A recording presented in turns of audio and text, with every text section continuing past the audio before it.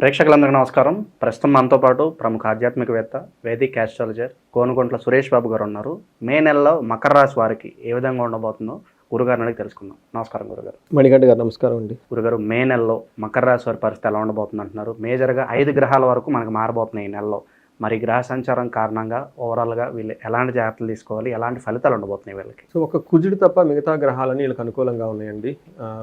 మనకి 5 గ్రహాలు మారినా కానీ గురువు మార్పు వీళ్ళకంత యోగ్యతనివ్వదు. కానీ ప్రస్తుతానికి ఈ మంత్ వరకు మన రాశి ఫలాలు చూసుకుంటే చాలా బాగుందని మనం చెప్పుకోవాలి. అందులోనూ మనకి గురు పూర్ణిమ ఉంది కాబట్టి ఆ తర్వాతే గ్రహాల యొక్క మార్పు అన్నీ జరుగుతూ ఉందన్నమాట. గురు గ్రహం కూడా అప్పుడే మారుతూ ఉంది 14వ తారీఖున, అదే రోజున ఆల్మోస్ట్ మనకి సూర్యుడు కూడాను 14వ తారీఖు 15వ తారీఖు మారుతూ ఉన్నమాట. ఈ యొక్క మేజర్ యొక్క గ్రహాల స్థితిని మనం చూస్తే వీళ్ళకి కొంచెం హెల్త్ కాంప్లికేషన్స్, టైర్డ్నెస్గా ఉండటం, ఫ్యాటిగో అంటారు, అలసటగా ఉండటం, తర్వాత ఎక్కువ గ్యాస్ట్రైటిస్ రావటము, ఇలా ఓవర్ హీట్ చేయటం, ఇలా ప్రాబ్లమ్స్ తప్పక మిగతా అన్ని విషయాలు బిందాస్ సూపర్ ఉంటుంది.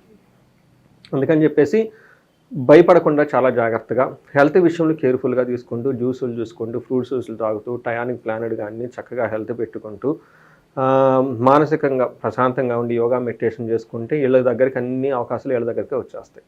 ఇంక ఇది చాలు, ఇంకా మనం డీటెయిల్గా అయితే అవసరం లేదు. కానీ టెక్నికల్గా చూద్దాం ఎలా ఉంటుందో. మనకి ఇందులో ఉన్న ఉత్తరాషాఢ 2, 3, 4 పాదాలు, శ్రవణం 1, 2, 3, 4 పాదాలు, ధనిష్ట 1, 2 అంతా మనకి మకర రాశిలో ఉంటారు. పేరు బలం ఇందులో కూడా చాలామంది చాలా పాపులర్ అయిన పేర్లు వాళ్ళు ఉంటాయి. జయ, విజయ, తర్వాత గీత, గాయత్రి, చాలా పాపులర్ పేర్లు అంతా మనకి చాలామందికి ఇందులో ఉంటాయి. ఇందులో భో, జా, జీ, జూ, జే, జో, ఒత్, ఖా, గా, గి ఈ సౌండ్తో ఉన్న అక్షరాలు పేర్లు అంతా మనకి మకర రాశిలో ఉంటారు. సో మనకి పేరు బలం ప్రకారం చూసుకుంటే జా, జీ, జూ, జే, జో, ఖా, గా, గి అన్న పేర్లంతా మనకి మకర రాశిలో ఉంటాయి అన్నమాట.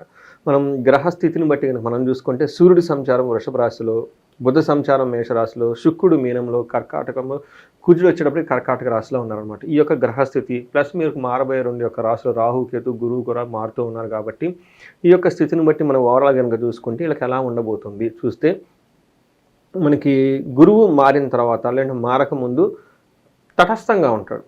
పెద్ద అంత యాక్టివ్గా తన యొక్క ప్రభావం ఈ రోజు మీద చూడదు. కాబట్టి వీళ్ళకు ఉన్న లక్ అంటే ఏంటంటే వీళ్ళకి 5వ ఇంట్లో సూర్యుడు అంత మంచి యోగ్యతనివ్వరు.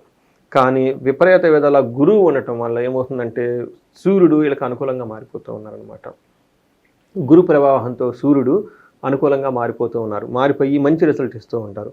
అంతేకాకుండా ధన ప్రాప్తి, విపరీతంగా ధనం వస్తుంది. తర్వాత విభూతి, ప్రాస్పరిటీ, అభివృద్ధి ఉంటుంది. ఓవరాల్గా కనుక చూసుకుంటే చాలా బాగుంది అని మనం చెప్పుకోవాలి. ఒక్క శారీరకంగా ఫ్యాటిగు, శోకం, తర్వాత అలసట ఎక్కువగా ఉంటుంది. తప్ప మిగతా అన్ని విషయాలు చాలా బాగుంటుంది. మనం డీటెయిల్స్ కనుక చూసుకుంటే 5th హౌస్లో సూర్యుడు ఉండి 11th హౌస్ని చూడటం వల్ల ఈ మంత్ అంతా ధనం ప్రవాహంగా చాలా బాగుంటుంది. రెండోది, జనరల్గా వీళ్ళు ఏదైనా విషయంలో అన్క్లారిటీగా ఉంటే క్లారిటీ వస్తుంది. తర్వాత మనకేం చెప్తారంటే దేహాలాస్యం, మనస్తాపం, సుహృద్వేషం, ధనవ్యయం, బుద్ధి చాంచల్యం ఆప్నోతి, పంచమస్తే రవి సంయుతే. 5వ ఇంట్లో రవి ఉంటే ఏమవుతుందంట దేహాలాస్యం, మనస్తాపానికి గురవటం, శత్రువులతో ఏమవుతుందంట ఇబ్బందులు, ధనవ్యయము, బుద్ధి చాంచల్యం, ప్రాపర్ డెసిషన్ తీసుకోకపోవటం, ఇవన్నీ వాళ్ళకి జరగాలి. కానీ వీళ్ళకి సూర్యుడు అవన్నీ చేయకుండా చాలా క్లారిటీ, ఇప్పుడు మనం చెప్పుకునే విషయాల్లో చాలా అనుకూలంగా ఉంటారు వీళ్ళకి.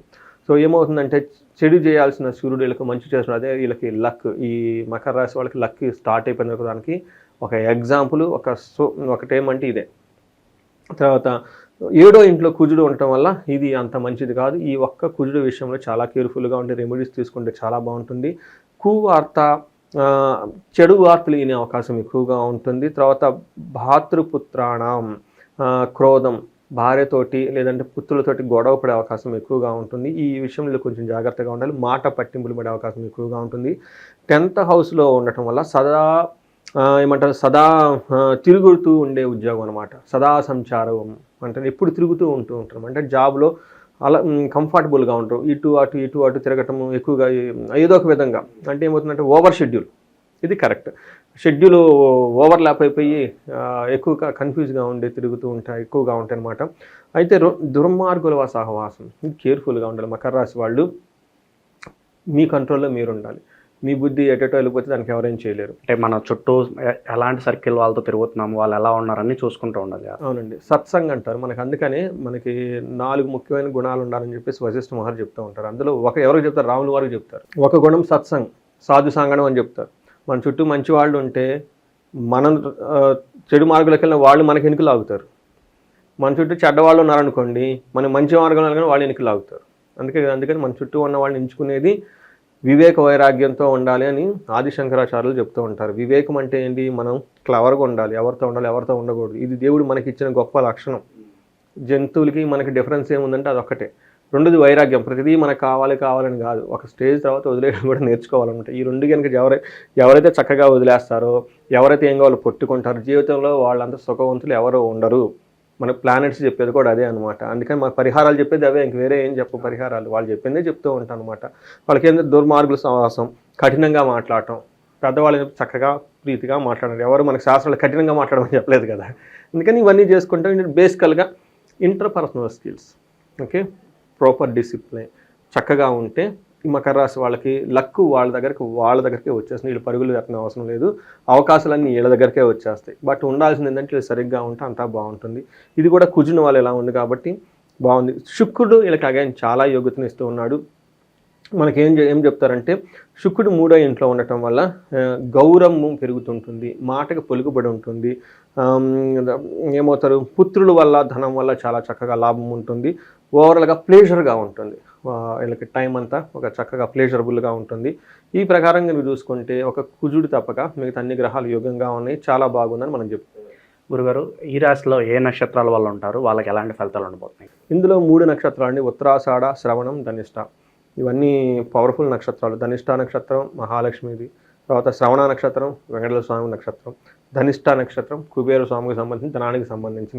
ఈ రాశి వాళ్ళకే లక్ష్మీదేవి, వెంకటేశ్వర స్వామి, కుబేర్లు మొత్తం ఇక్కడే ఉంటారు అనమాట మకర రాశి వాళ్ళు. వీళ్ళకి ఉత్తరాషాఢ నక్షత్రం కనుక చూసుకుంటే జయప్రదంగా ఉంటుంది, ధన ప్రాప్తి ఉంటుంది, లాభం ఉంటుంది, ధనలాభం ఉంది. అంటే అన్నీ పాజిటివ్గా ఉన్నాయి. 2 ఛాలెంజింగ్. ఒకటి ధనహీనత, హాని. ఈ హాని కూడా May 16th నుంచి 31st ఏదో ఒక కారణంలో పర్టికులర్గా ధనము రిలేటెడ్, లగ్జరీ రిలేటెడ్, కంఫర్టబుల్గా ఉన్న రిలేటెడ్ విషయాల్లో ఒకటి వీళ్ళకి హాని జరుగుతుంది, కేర్ఫుల్గా ఉండాలి.